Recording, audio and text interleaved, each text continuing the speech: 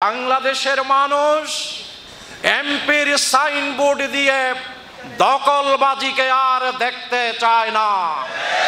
বাংলাদেশের মানুষ এমপিগিরিকে, রাজনীতিতে বড় ধরনের ধনী হওয়ার এই প্রথাকে আর সহ্য করতে চায় না। অসংখ্য দরুদ এবং সালাম আমাদের প্রিয় নবী মুহাম্মদুর রাসূল সাল্লাল্লাহু আলাইহি ওয়াসাল্লামের প্রতি, যার আনিত জীবনাদর্শকে আমরা এই বাংলাদেশের মাটিতে বাস্তবায়ন করার মাধ্যমে এদেশের গণমানুষের মুক্তি নিশ্চিত করতে চাই। সম্মানিত ভাইরা আমার, প্রিয় ভাইরা আমার, নতুন বাংলাদেশ নতুন নেতৃত্বের জন্য অপেক্ষা করছে। যেই নেতৃত্ব দুর্নীতিকে স্পর্শ করবে না, চাঁদাবাজির বিরুদ্ধে রুখে দাঁড়াবে, যেই নেতৃত্ব ন্যায় ইনসাফের উপর এই বাংলাদেশকে প্রতিষ্ঠা করবার জন্য নিরলস পরিশ্রম করবে, সেই ধরনের নেতৃত্বের জন্যে আজকের এই বাংলাদেশ অপেক্ষা করছে। বাংলাদেশের মানুষ রাজনীতির নামে, নেতৃত্বের নামে আর চাঁদাবাজিকে গ্রহণ করতে চায় না।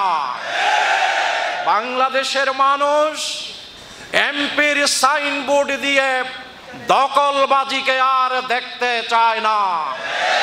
বাংলাদেশের মানুষ এমপিগিরিকে, রাজনীতিতে বড় ধরনের ধনী হওয়ার এই প্রথাকে আর সহ্য করতে চায় না।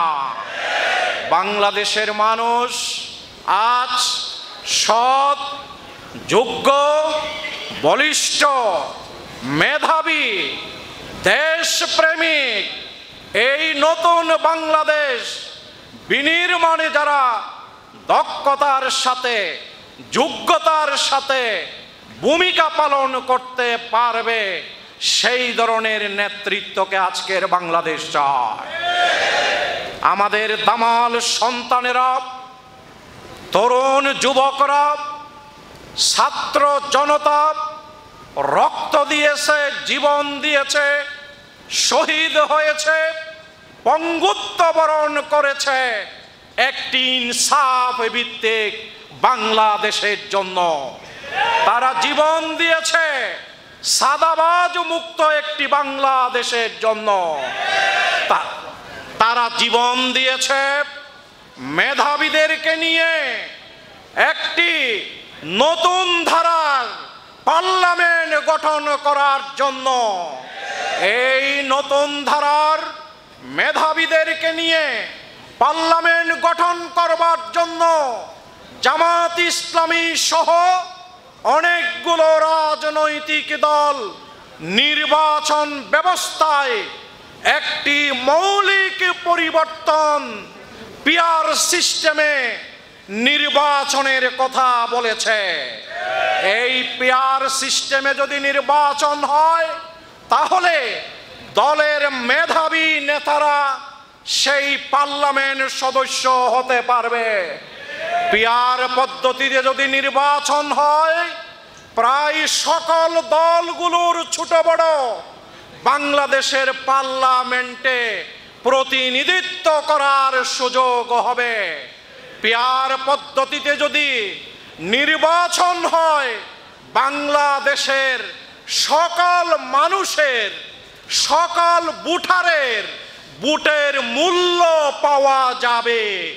পিআর পদ্ধতিতে যদি নির্বাচন হয়, আমরা আজকে দেখতে পাচ্ছি এই পিআর পদ্ধতিতে নির্বাচনের পক্ষে কম সময়ের মধ্যে দেশ ঐক্যবদ্ধ হতে চলেছে।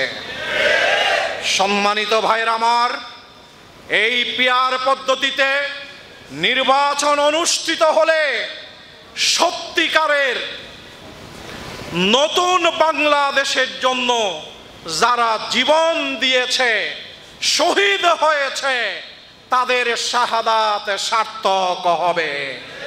এই বাংলাদেশ সত্যিকার অর্থে তার অভিষ্ট লক্ষ্যে এগিয়ে যাবে।